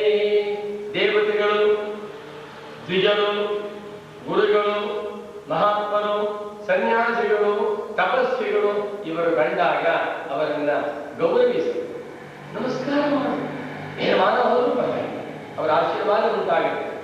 ದೊಡ್ಡವರು ಕಂಡಾಗ ಸಾಷ್ಟಾಂಗ ನಮಸ್ಕಾರ ಮಾಡುವುದರಿಂದ ಎಲ್ಲ ಪಾಪ ಪರಿಹಾರವಾಗುತ್ತೆ. ಅದನ್ನ ಸೂರ್ಯ ಭಗವಂತ ನೋಡ್ತಾ ಇರ್ತಾನಂತೆ. ಸೂರ್ಯ ಭಗವಂತನ ದೃಷ್ಟಿ ಬಿತ್ತು ಅಂತಾದರೆ ಎಂಥ ಮಹಾತ್ಮ ಹೇಳಿ ಅವನ ಎಲ್ಲ ಪಾಪಗಳನ್ನು ಗುರಿ ಮಾಡಿಬಿಡ್ತಾನೆ. ಆದ್ದರಿಂದ ದೇವರಿಗೆ ನಮಸ್ಕಾರವನ್ನು ಮಾಡು, ಬ್ರಾಹ್ಮಣೋತ್ತರರಿಗೆ ನಮಸ್ಕಾರವನ್ನು ಮಾಡು, ತಂದೆ ತಾಯಿಗಳನ್ನ ಗೌರವಿಸು, ಗುರುಗಳನ್ನ ಕಂಡಾಗ ನಮಸ್ಕಾರ. ಇದು ಸಾಧನ. ನಾವೇನೋ ಸಾಧನ ಅಂದ್ಬಿಟ್ರೆ ಅಪ್ಪ ಅಮ್ಮನ ದೂರ ಮಾಡಿಬಿಟ್ಟು ಜೈನಲ್ಲಿ ಕೂಡ ಕೆಲಸ ಮಾಡಕ್ಕೆ ಹೋಗ್ತೇವೆ, ಮಾಡಕ್ಕೆ ಹೋಗ್ಬೇಡ. ಬ್ರಹ್ಮಚರ್ಯ, ಅಹಿಂಸಾ ಪಾಲನ ಇದೆಲ್ಲವೂ ಕೂಡ ಶಾರೀರಿಕ ಸಾಧನ ಎನಿಸ್ಕೊಳ್ತೀವಿ ಅಂತ ಹೇಳಿ. ಅನಂತರ ಮಾನಸಿಕ ಸಾಧನ, ಮನಃಪ್ರಸಾದ, ಸೌಮ್ಯತ್ವಂ, ಮೌನಂ, ಆತ್ಮವಿನಿಗ್ರಹ, ಭಾವ ಸಂಶುದ್ಧಿ ಇತ್ಯೇತತ್ ತಪೋ ಮಾನಸ ಮುಚ್ಯತೆ. ಮಾನಸ ಸಾಧನ ಅಂದ್ರೇನಪ್ಪ? ಮನಃಪ್ರಸಾದ, ಮನಸ್ಸು ಯಾವಾಗಲೂ ಕೂಡ ಸಂತೋಷವಾಗುವಂತೆ ಕಾಪಾಡಿಕೋ. ಈ ಮನಸ್ಸು ಎಷ್ಟೋಗ್ಬಿಟ್ರೆ ಮನುಷ್ಯ ಸತ್ತ ಅಂತ ಹೇಳಬಾರ್ದು, ಯಾವತ್ತೂ ಕೇಳಿಸ್ಕೋಬಾರ್ದು. ಏಕ್ರಿ, ನಮಗೆ ಭಗವಂತ ಒಳ್ಳೆ ಮನಸ್ಸನ್ನು ಕೊಟ್ಟಿದ್ದಾನೆ. 1000 ರೂಪಾಯಿ ಕಳೆದೋಯ್ತು, 1000 ರೂಪಾಯಿ ಮನಸ್ಸನ್ನು ಕೆಡಿಸ್ಕೊಂಡ್ಬಿಡಿದೆ. 1,00,000 ರೂಪಾಯಿ ಕಳೆದೋಯ್ತು, ಹೋಗಿ ಬಿಡಿ, ದುಡ್ಡು ಹೋಗಿ ಹೋಯ್ತು, ಮನಸ್ಸನ್ನು ಕೆಡಿಸ್ಕೊಡದೆ. ಅದಕ್ಕೋಸ್ಕರ ಗುರುವನ್ನೇ ಕೈ ಬಿಟ್ಬಿಡದೆ, ಶಾಸ್ತ್ರವನ್ನೇ ಕೈ ಅನ್ಯಾಯ ನಮಗಾಗುತ್ತೆ. ಎಂದೆಂದಿಗೂ ಕೂಡ ಮನಸ್ಸನ್ನು ಕೆಡಿಸಿಕೊಳ್ಳಬೇಡ. ಮನಃಪ್ರಸಾದ, ಸೌಮ್ಯತ್ವಂ, ಮೌನಂ, ಆತ್ಮವಿನಿಗ್ರಹ, ಭಾವ ಸಂಶುದ್ಧಿ. ಮನಸ್ಸಿನಲ್ಲಿ ಯಾವಾಗಲೂ ಕೂಡ ಗೆಲುವಾಗಿರುವಂತೆ ನೋಡ್ಕೋ. ಮನಸ್ಸಿನಲ್ಲಿ ಸಾತ್ವಿಕ ವಿಚಾರ, ಸಾತ್ವಿಕ ಚಿಂತನೆ ಮಾಡ್ತಾ ಭಾರತ. ಭಗವಂತ ಹೇಳ್ತೇನೆ ಭಗವದ್ಗೀತೆಯಲ್ಲಿ ಸಾತ್ವಿಕವಾದ ಆಹಾರ, ಸಾತ್ವಿಕವಾದ ವಿಹಾರ, ಸಾತ್ವಿಕವಾದ ವಿಚಾರ ಇವುಗಳನ್ನು ಜಾಸ್ತಿಯಾಗಿ ಬೆಳೆಸಿಕೊಳ್ಳುತ್ತಾ ಬರುವುದರಿಂದ ಮನಸ್ಸು ಅತ್ಯಂತ ಶುದ್ಧವಾಗಿ ಅವರಿಗೆ ವಿವೇಕವೀರಾಗಿ ಬಂದರೆ ಅರ್ಜುನ, ಇನ್ನು ಮುಂದಕ್ಕೆ ನೀನು ಆತ್ಮಜ್ಞಾನ ಪ್ರಾಪ್ತಿಗೆ ಸಿದ್ಧರಾಗಿದ್ದೀಯಾ ಅಂತ ತಿಳಿಸಿ ಮುಂದೇನ್ ಮಾಡಬೇಕಂತವನು ತದ್ವಿಧಿ ಪ್ರಣಿಪಾತೇನ ಪರಿಪ್ರಶ್ನೇನ ಸೇವಯ ಉಪದೇಕ್ಷಂತಿ ತೇ ಜ್ಞಾನಂ ಜ್ಞಾನಿನಸ್ತತ್ವದರ್ಶಿನಃ. ಅರ್ಜುನ, ಮುಂದಕ್ಕೆ ನೀನು ಈ ಸಾಧನ ಸಂಪತ್ತನ್ನ ಸಂಪಾದನೆ ಮಾಡಿಕೊಂಡ ಬಳಿಕ ಒಬ್ಬ ಸರಿಯಾದಂತಹ ಸದ್ಗುರುಗಳನ್ನ ಆಶ್ರಯ ಮಾಡಿಕೋ. ಅವರನ್ನು ಆಶ್ರಯ ಮಾಡಿ ಆತ್ಮಜ್ಞಾನ ವಿಚಾರವನ್ನು ತಿಳಿದುಕೋ. ಯಾಕೆ ಅಂತಂದ್ರೆ ಆತ್ಮಜ್ಞಾನ ಸಾಮಾನ್ಯವಾದದ್ದಲ್ಲ. ಆತ್ಮಜ್ಞಾನಕ್ಕೆ ಸರಿ ಸಮಾನವಾಗಿರುವಂತಹ ಸಂಪತ್ತು ಇಡೀ 14 ಲೋಕಗಳಲ್ಲಿ ಮತ್ತೊಂದು ಇಲ್ಲ. ನಹಿ ಜ್ಞಾನೇನ ಸದೃಶಂ ಪವಿತ್ರಮಿಹ ವಿದ್ಯತೆ ತತ್ ಸ್ವಯಂ ಯೋಗ ಸಂಸಿದ್ಧ ಕಾಲೇನಾತ್ಮನಿ ವಿಂದತಿ. ಅರ್ಜುನ, ನಹಿ ಜ್ಞಾನೇನ ಸದೃಶಂ. ಜ್ಞಾಪಕ ಇದನ್ನ ಭಗವದ್ಗೀತಾ ಸಂದೇಶ. ಇಡೀ ಪ್ರಪಂಚದಲ್ಲಿ ಬ್ರಹ್ಮಜ್ಞಾನಕ್ಕೆ, ಆತ್ಮಜ್ಞಾನಕ್ಕೆ ಸರಿದೂಗುವಂತಹ ಸಂಪತ್ತು ಬೇರೆಂದಿಲ್ಲಪ್ಪ. ಯಾಕೆ ಗೊತ್ತೇ? ಪ್ರಪಂಚದಲ್ಲಿ ಬೇಕಾದಷ್ಟು ಯಜ್ಞಗಳು ಉಂಟು. ಆದರೆ ದ್ರವ್ಯ ಯಜ್ಞ, ತಪೋ ಯಜ್ಞ, ಯೋಗ ಯಜ್ಞ ತಥಾ ಪರೆ ಸ್ವಾಧ್ಯಾಯ ಜ್ಞಾನ ಯಜ್ಞಾಶ್ಚ ಯತಯ ಸಂಶಿತವರ್ತಾಹ ಅಂತ ಹೇಳಿಬಿಟ್ಟು ಮುಂದೆ ಮಾತಾಡ್ತಾನೆ ಭಗವಂತ. ಶ್ರೇಯಾನ್ ದ್ರವ್ಯಮಯಾ ಯಜ್ಞಾತ್ ಜ್ಞಾನಯಜ್ಞಃ ಪರಂತಮ ಸರ್ವಂ ಕರ್ಮಾಚಿಲಂ ಪಾರ್ಥ ಜ್ಞಾನೇ ಪರಿಸಮಾಪ್ಯತೆ. ಪ್ರಪಂಚದಲ್ಲಿ ಬೇಕಾದಷ್ಟು ಯಜ್ಞಗಳು ಉಂಟು. ಯಜ್ಞ, ಯಾಗ, ಹೋಮ, ಹವನ, ದಾನ, ಧರ್ಮ, ಪೂಜಾ ಪುನಸ್ಕಾರ ಎಲ್ಲವೂ ಇದೆ. ಆದರೆ ಇವೆಲ್ಲದರ ಫಲ ಅನಿತ್ಯ. ಕರ್ಮ ಉಪಾಸನಾದಿಗಳಿಂದ ದೊರಕಬಹುದಾದಂತಹ ಫಲ ಅಭ್ಯುದಯ ಮಾತ್ರ. ಸ್ವರ್ಗ ಪ್ರಾಪ್ತಿ, ಮೋಕ್ಷ ಪ್ರಾಪ್ತಿ ಅಲ್ಲ. ಬ್ರಹ್ಮಲೋಕ ಪ್ರಾಪ್ತಿ, ಅಮೃತತ್ವ ಪ್ರಾಪ್ತಿಯಲ್ಲ. ಇದು ಎಷ್ಟೇ ಮೇಲೆ ಕೊಯ್ಯೇನನ್ನೇ ಪಡೆದರೂ ಕೂಡ ಅರ್ಜುನ ಜ್ಞಾಪಕ ಇಟ್ಕೋ, ಅನಿತ್ಯವಾದದ್ದು.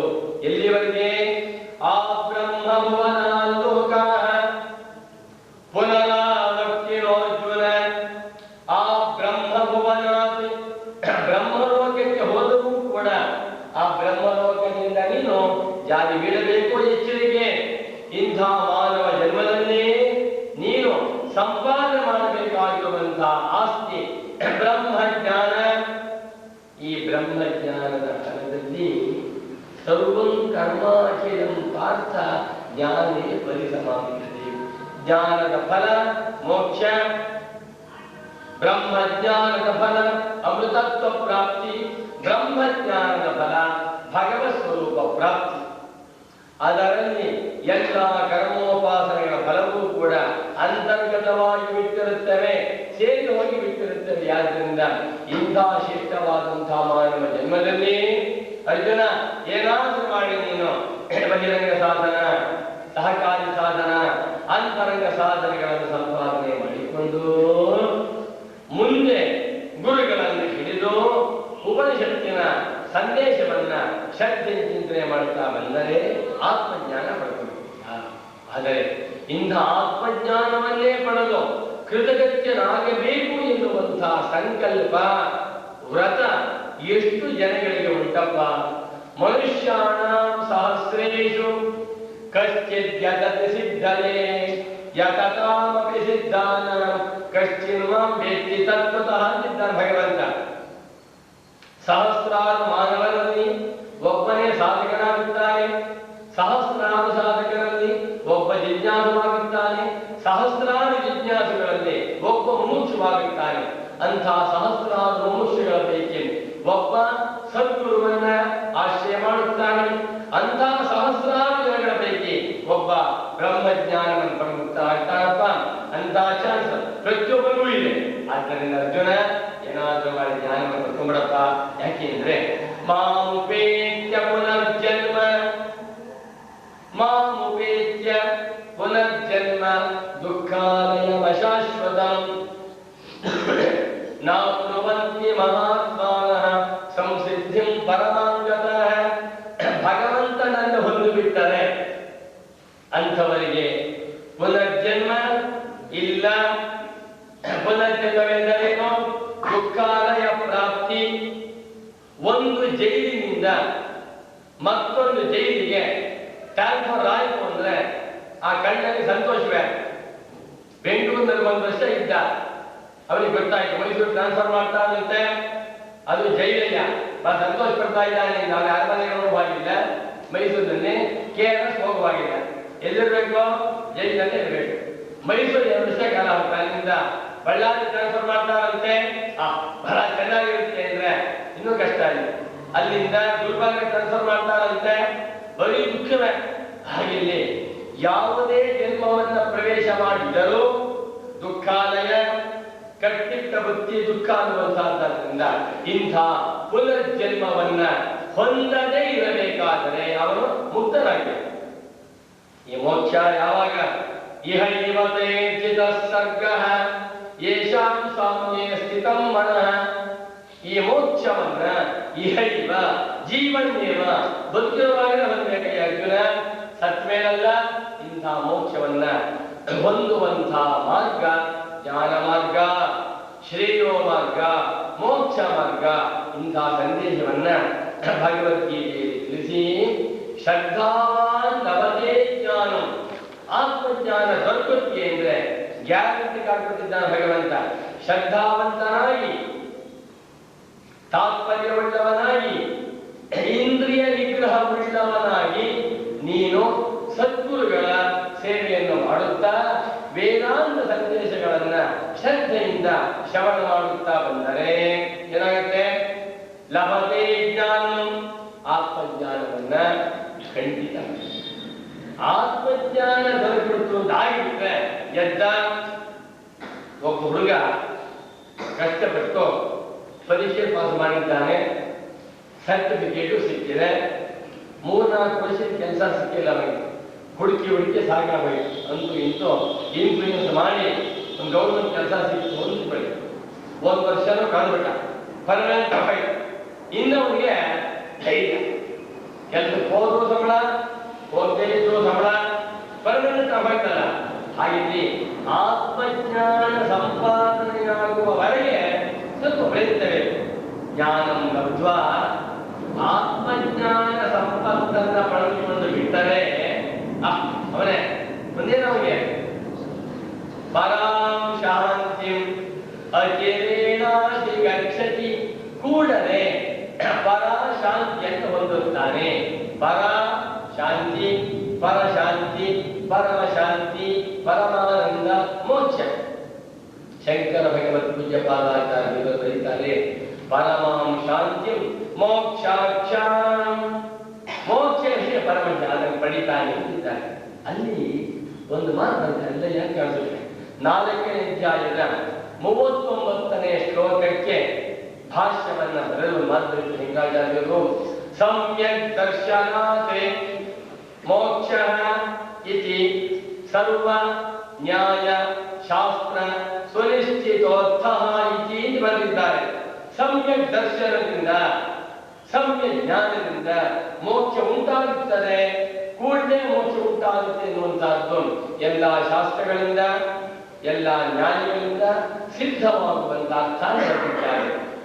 ಆತ್ಮಜ್ಞಾನವನ್ನ ಪಡೆದುಕೊಂಡಿದ್ದಾನೆ ಆದ ಮೇಲೆ ಅಂಥ ಆತ್ಮಜ್ಞಾನಿ ಮುಕ್ತನಾದ ಹಾಗೆ. ಅಂಥವನು ಕೂಡ ನಮ್ಮಂತೆ ವ್ಯವಹಾರ ಮಾಡ್ತಾ ಇರ್ಬೋದು. ಬ್ರಹ್ಮಜ್ಞಾನಿ ಆದ ಮಾತ್ರಕ್ಕೆ 2 ಕೋಟಿ ಇರುತ್ತೆ ಅವರಿಗೆ. ಬ್ರಹ್ಮಜ್ಞಾನಿ ಆಗಿದ್ದರು 2 ಕಣ್ಣು, 2 ಕಿವಿ, 2 ಕೈ, 2 ಕಾಲು. ಅವನು ಗೃಹಸ್ಥನಾಗಿರ್ಬೋದು, ಬ್ರಹ್ಮಚಾರಿ ಆಗಿರ್ಬೋದು, ವಾನಪ್ರಸ್ಥನಾಗಿರ್ಬೋದು, ಸನ್ಯಾಸಿ ಆಗಿರ್ಬೋದು. ಬ್ರಹ್ಮಜ್ಞಾನಿ ಆಗಿರುವಂತವನು ಬ್ರಾಹ್ಮಣನಾಗಿರ್ಬೋದು, ಕ್ಷತ್ರಿಯನಾಗಿರ್ಬೋದು, ವೈಶ್ಯನಾಗಿರ್ಬೋದು, ಶೂದ್ರನಾಗಿ ಯಾರಾಗಿದ್ದರೆ ಇವೆಲ್ಲವೂ ಕೂಡ ದೇಹೋಪಾಧಿ ಸಂಬಂಧವೇ ಹೊರತಾಗ್ತನೆಗೆ ಯಾವ ಉಪಾಧಿಗಳ ಸಂಬಂಧವೂ ಇಲ್ಲ. ಇಂತಹ ಆತ್ಮಜ್ಞಾನದ ಮಹತ್ವವನ್ನ ಅರ್ಥ ಮಾಡಿಕೊಂಡ ಬಳಿಕ ಅವರು ಸ್ಟ್ಯಾಂಡರ್ಡ್ ಹೇಗಿರುತ್ತೆ ಅಂದ್ರೆ, ಸರ್ವಧರ್ಮಾನ್ ಪರಿತ್ಯಜ್ಯ ಮಾಮೇಕಂ ಶರಣಂ ಪ್ರಜಾಜಿರುವಂತೆ ಧರ್ಮ ಧರ್ಮ ಎರಡನ್ನು ಮೀರವನು ಕರ್ಮಾತೀತನಾಗಿಬಿಟ್ಟಿದ್ದಾನೆ. ನೋಡಿ, ಕರ್ಮಯೋಗ ಮೊದಲನೇ ಹಂತ ಅಂತ ಹೇಳಿದೆ. LKG ಪಾಠ. ಆ ಕರ್ಮಯೋಗವನ್ನು ಮಾಡಿಕೊಂಡು ಮುಮುಕ್ಷವಾಗಿ ಗುರುಗಳನ್ನು ಬಳಿಸಾರಿ ಗುರುಗಳ ಸೇವೆಯನ್ನು ಮಾಡುತ್ತಾ ಗುರುಪದೇಶವನ್ನ ಶ್ರವಣ ಮಾಡಿ ಆತ್ಮಜ್ಞಾನವನ್ನ ಪಡೆದುಕೊಂಡು ಜ್ಞಾನೀತು ಆತ್ಮೈವ ಮೇಮತಂ ಅನ್ನುವಂತೆ ಉದಾರ ಸರ್ವೈವೈತೆ ಜ್ಞಾನೀತು ಆತ್ಮೈವ ಮೇಮತಂ. ಎಂಥ ಭಗವಂತ ಮಾತು ಇದು! ಅರ್ಜುನ ಜ್ಞಾನಿ ತಂದ್ರು ನಾನೇ, ಜ್ಞಾನಿ ಜ್ಞಾನಿ. ನನಗೂ ಬ್ರಹ್ಮಜ್ಞಾನಿಯೋ ಯಾವ ಅಂತರವೂ ಇಲ್ಲ ಅಲ್ವಾ? ಬಟ್ ಕೊಟ್ಟೋದ ಮೇಲೆ ಅವನಿಗೆ ಪುಣ್ಯವೇ ಪಾಪವೇ, ಧರ್ಮವೇ ಅಧರ್ಮವೇ, ಸ್ವರ್ಗವೇ ನರಕವೇ, ಹೋಮವೇ ಹವನವೇ ಯಾವುದೂ ಇಲ್ಲ. ಆ ಘಟ್ಟದಲ್ಲಿ ಎಲ್ಲ ಕರ್ಮ ಏನಾಗಿತ್ತು ಗೊತ್ತೇ? ಯಥೈಧಾಂಸಿ ಸಮಿದ್ಧೋಗ್ನಿ ಭಸ್ಮಸಾತ್ ಕುರುತೆ ಅರ್ಜುನ ಜ್ಞಾನಾಗ್ನ್ಯ ಸರ್ವಕರ್ಮಾಣಿ ಭಸ್ಮಸಾತ್ ಕುರುತೆ ತಥಾ. ಬ್ರಹ್ಮಜ್ಞಾನ ಅನ್ನುವಂತಹ ಬೆಂಕಿ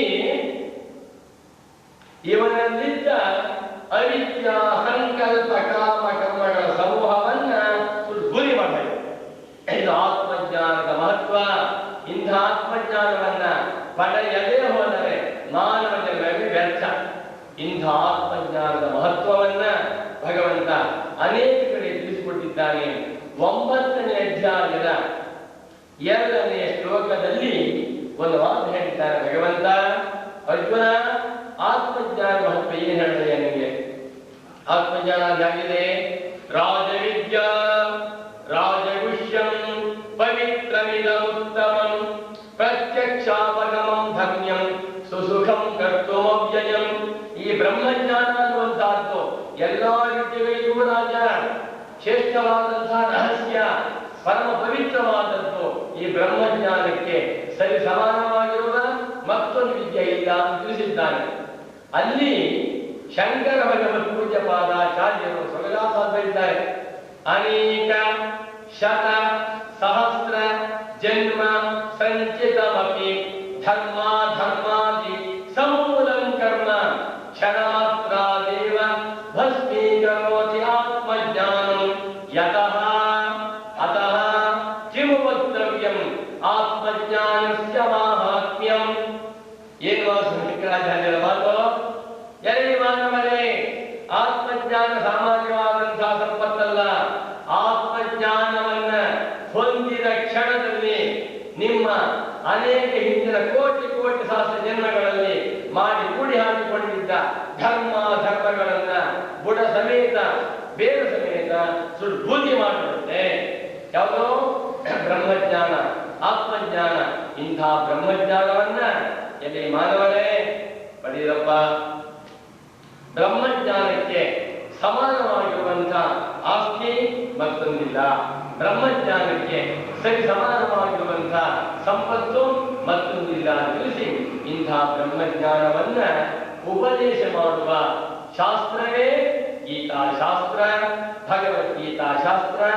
ಭಗವದ್ಗೀತೆಯನ್ನು ನಾವು ಸರ್ವಧರ್ಮ ಸಮನ್ವಯ ಶಾಸ್ತ್ರ ಅಂತ ಕರೆಯಬಹುದು. ಪ್ರಪಂಚದಲ್ಲಿರುವ ಎಲ್ಲ ಮಾನವರಿಗೂ ಕೂಡ ಅನ್ವಯವಾಗುವಂತಹ ಸಂದೇಶಗಳನ್ನ ಸರಳವಾದ ರೀತಿಯಲ್ಲಿ ಸುಂದರ ಶೈಲಿಯಲ್ಲಿ ಉಪದೇಶ ಮಾಡಿರುವಂತಹ ಶ್ರೇಷ್ಠವಾದ ಗ್ರಂಥ ಭಗವದ್ಗೀತಾ.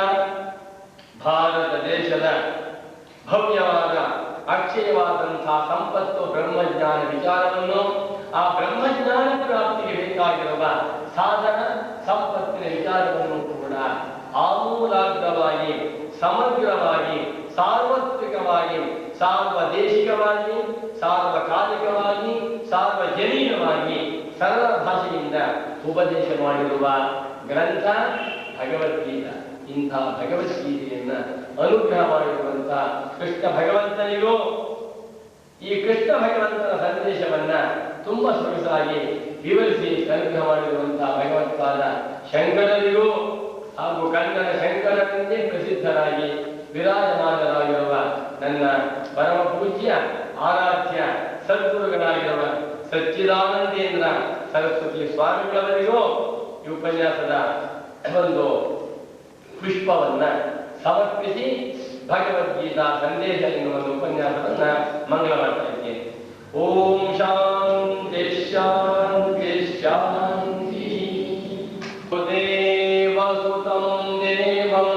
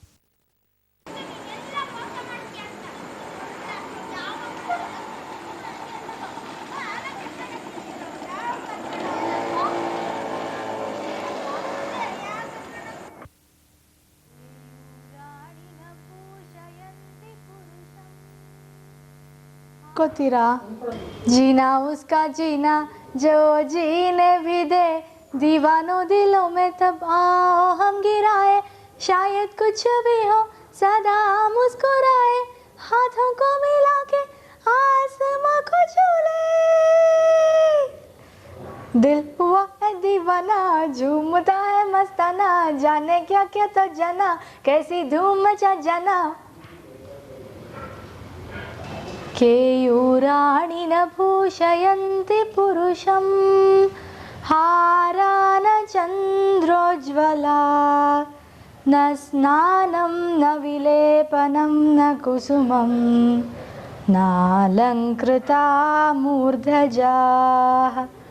वाण्येका समलङ्करोति पुरुषं, या संस्कृता धार्यते, धीयन्ते खलु भूषणानि सततं, वाग्भूषणं भूषणम्।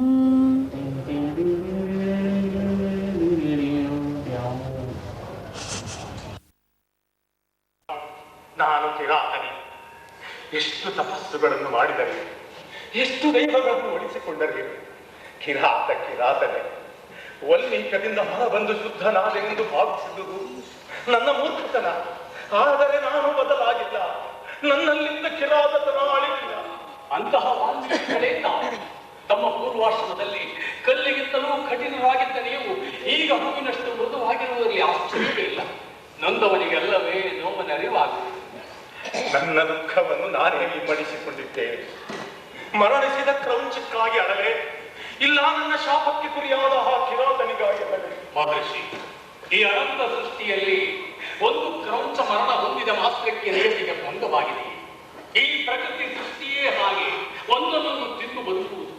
ಅದಿಲ್ಲದಿದ್ದರೆ ಈ ನಿಸರ್ಗದ ಸಮತೋಲನವೇ ಏರುಪೇರಾಗುತ್ತಿತ್ತು. ಇದು ನಿಯಮ. ಇಲ್ಲಿ ಎಲ್ಲವೂ ಹುಟ್ಟುತ್ತವೆ, ನಶಿಸುತ್ತವೆ, ಮತ್ತೆ ಹುಟ್ಟುತ್ತವೆ.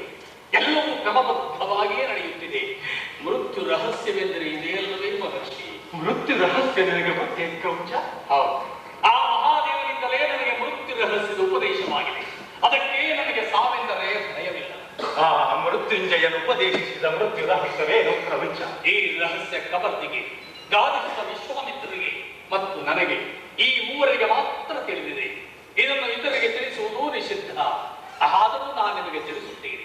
ಅನುಗ್ರಹೀತ ಜಾತಸ್ಯ ಮರಣಂ ಧ್ರೋಮ್ಯಂ ವಾಯುಕ್ತಿಯೊಂದಿಗೆ ಮೃತ್ಯೋರ್ಮಾ ಅಮೃತಂಗಮಯ ಎಂಬ ಪ್ರಾರ್ಥನೆಯೂ ಇದೆ ಎಂಬುದು ವೇದ ಕೋವಿದರಾದ ತಾವು ಸಲ್ಲಿದೆ. ನಾನು ವೇದ ಜಡನಯ್ಯ. ಚಿಂತೆ ಇಲ್ಲ, ಕೇಳಿ. ಸ್ವತಃ ಶರೀರ ನಿರ್ಮಾಣದಲ್ಲಿಯೇ ನಿರ್ಮೂಲನ ಬೀಜಗಳಿಗೆ, ಜನ್ಮಿಸಿದ ಮರು ಬೆಳಗ್ಗೆಯಿಂದ ಅಥವಾ ಮಾತೃ ಗರ್ಭದಲ್ಲಿ ಬಿದ್ದ ಮರುಕ್ಷಣದಿಂದ ಈ ದೇಹದಲ್ಲಿ ಅನೇಕ ರಾಸಾಯನಿಕ ಬದಲಾವಣೆಗಳಾಗುತ್ತಲೇ ಇರುತ್ತವೆ. ಇದರ ಪರಿಣಾಮವಾಗಿ ಹೊರಬೀಳುವ ವ್ಯರ್ಥ ಪದಾರ್ಥಗಳು ವಿಷಯುಕ್ತವಾದುದರಿಂದಲೇ ಮರಣ ಉಂಟಾಗುತ್ತದೆ.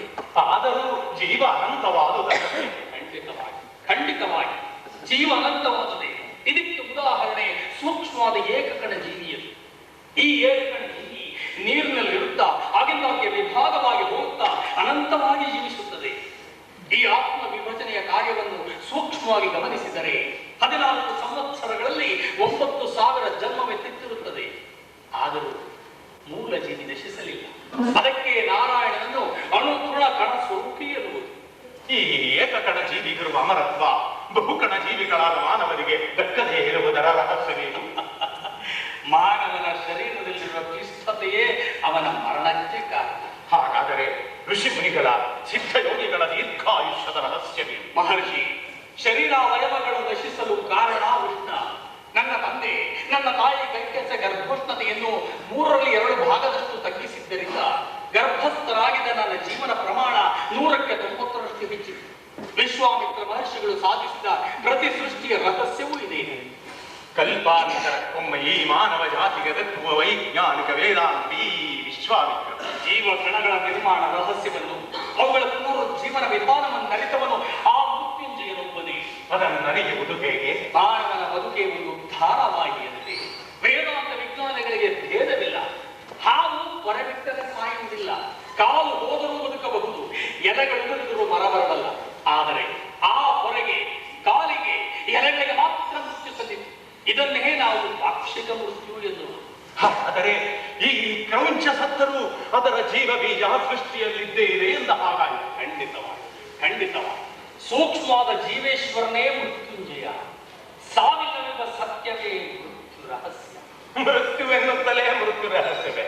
ಹೌದು, ಆ ಮಹಾದೇವನೇ ಉಪದೇಶಿಸಿ ನನ್ನ ದೀರ್ಘ ಆಯಸ್ಸಿನ ರಹಸ್ಯವೂ ಇದೇನೆ. ಮೃತ್ಯು ರಹಸ್ಯವನ್ನರಿತ ನೀನೇ ಧನ್ಯನಯ್ಯ, ಧನ್ಯನಯ್ಯ ಕ್ರೌಂಚ. ಕ್ರೌಂಚ, ನೀನು ಕವಿಯೇ? ಒಮ್ಮೆ ಆಗಿ ನಿಮ್ಮನ್ನು ಕಂಡ ಮೇಲೆ ಆ ಗರ್ವವನ್ನು ವರ್ಚಿಸಿದ್ದೆ. ಅದೇ ಕ್ರೌಂಚ. ಆ ಕ್ರೌಂಚ ಪಕ್ಷಿ ಆಕ್ರಮಣಕ್ಕೆ ಮರುಗಿ ಆ ಕಿರಾತನಿಗೆ ನೀವು ಕೊಟ್ಟ ಶಾಪ ಶಾಪವಲ್ಲ, ಶೋಕದಿಂದ ಶೋಕೋದ್ಭವವಾಯಿತು. ಆ ವಿಶಾಲ ಪ್ರತಿಷ್ಠಾ ತೊಮಗಮ ಶಾಶ್ವತಿ ಸಮ ಎಂತಹ ಕಾವ್ಯ ಮಹಾಕವಿಗಳ ತಮ್ಮ ಬಾಯಿಂದ ಬಂದದು ಸಮಾಕ್ಷರ ಪಾದಬದ್ಧವಾದ ಅನುಷ್ಠ ಆದಿಚಂದ್ರಸ್ಸು. ಋಷಿವರ್ಯ ವಾಗೀಶ್ವರೇ ನಿಮ್ಮ ವಾಣಿಯನ್ನು ಅಲಂಕರಿಸಿದ್ದಾಳೆ. ಆದಿಕವಿ ಇನ್ನು ಕಾವ್ಯ ರಚನೆಗೆ ಉಪಕ್ರಮಿಸಿ. ಕಿರಾತನಾಗಿದ್ದ ನನ್ನಲ್ಲಿ ಕವಿ ಹೃದಯ ಹೇಗೆ ಮೂಡಿಬಂತು? ಅಂತಹ ಅದ್ಭುತ ಶಕ್ತಿ ನನ್ನಲ್ಲಿದೆಯೇ? ಕಾವ್ಯ ಕಣ್ಣಿಗೆ ನಿಮ್ಮನ್ನು ಆಧರಿಸಿಲ್ಲ. ಕರುಣಾರಸ ಪೂರಿತವಾದ ನಿಮ್ಮ ಶೋಕ ಕಾವ್ಯ ರಸವಾಗಿ ಶ್ಲೋಕಗಳಲ್ಲಿ ಹರಿಯಲಿ. ಆ ಮರಳಿದ್ದ ಕ್ರೌಂಚದತ್ತ ಯಾವ ಕರುಣೆಯಿಂದಿಟ್ಟಿರೋ ಆ ಕಾರುಣ್ಯವನ್ನೇ ಈ ಕ್ರೌಂಚದ ಮೇಲೂ ಹರಿಸಿ. ಇದೆಂತಹ ಹುಚ್ಚು ಬಯಕೆ ಕ್ರೌಂಚ. ಕ್ರೌಂಚವಧೇ ವಿಷಾದ ಅಂತವಲ್ಲವೇ?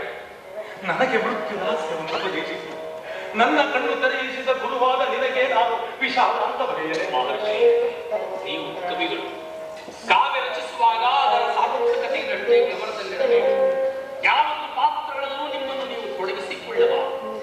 ಎಲ್ಲ ಪಾತ್ರಗಳನ್ನು ಆಯಾ ಪಾತ್ರಗಳ ದೃಷ್ಟಿಯಿಂದಲೇ ನೋಡತಕ್ಕ ಸೃಜನಶೀಲ ಸಹೃದಯಾಗಬೇಕು. ಆಗಷ್ಟೇ ನಿಮ್ಮ ಕಾವ್ಯ ಆದಿಕವಿವಾದ.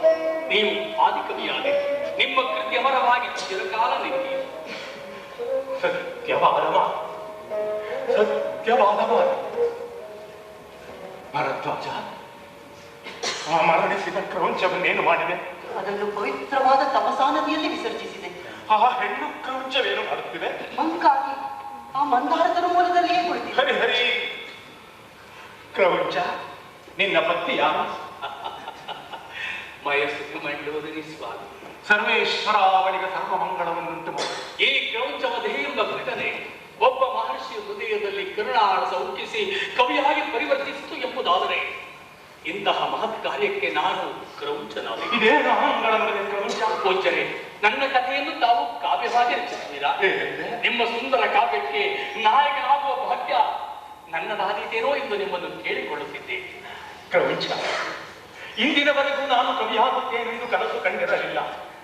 ಹಾಗೆಯೇ ಯಾರನ್ನು ಕುರಿತು ಕಾವ್ಯ ರಚಿಸಬೇಕೆಂಬ ಗುರಿಯೂ ಸದ್ಯಕ್ಕಿಲ್ಲ.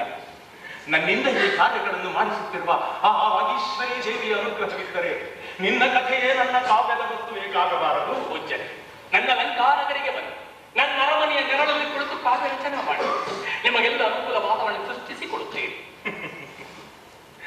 ಬೇಡ, ನನ್ನನ್ನು ಸ್ವತಂತ್ರವಾಗಿರಲು ಯಾವ ಬಂಧನವೂ ಬೇಡ, ಅರಮನೆಯೂ ಸೆರೆ ಬೇಡ. ಬರೆಯಲೇಬೇಕೆಂದಿದ್ದರೆ ಇಲ್ಲೇ ಬರೆದೇನು, ಬಲವಂತಕ್ಕೆ ಬರೆದರೆ ಕಾವ್ಯವಾಗುವುದಿಲ್ಲ ಕ್ರೌಂಚ, ವರದಿಯಾಗುತ್ತದೆ. ಸಂತೋಷ ಪೂಜ್ಯರೇ, ಸಂತೋಷ. ನೀವು ಯಾರನ್ನು ಕುರಿತು ಕಾವ್ಯ ರಚನೆ ಮಾಡಿದರೂ ನನಗೆ ಸಂತೋಷವೇ. ಆದರೆ ನಿಮ್ಮನ್ನು ಆಗಿಂದಾಗಿ ಭೇಟಿ ಮಾಡಿ ನಿಮ್ಮ ಕಾವ್ಯ ಪ್ರಗತಿಯನ್ನರಿಯಲು ಅನುಮತಿ ಕೊಡಿ. ಅಗತ್ಯವಾಗಿ ಕ್ರೌಂಚ, ಅಗತ್ಯವಾಗಿ. ನಿನ್ನಂತಹ ಸುಹೃದಯ ಇದ್ದರೆ 100 ಮಣಿ ಸ್ಫೂರ್ತಿ ಇದ್ದಂತೆ. ಸಂತೋಷ ಪೂಜ್ಯರೇ, ಸಂತೋಷ. ನಾನಿನ್ನು ಬರುತ್ತೇನೆ. ಆಯುಷ್ಮಾನ್. ಶಬ್ದಾಪ್ತಿರಸ್ತು ಅಲ್ಲಿ ಅಷ್ಟೇ ಸಾಕು. ಅದೇ ಕ್ರೌಂಚ, ನಿಮ್ಮ ಆಶೀರ್ವಾದ ವ್ಯರ್ಥವಾಗಲ್ಲ.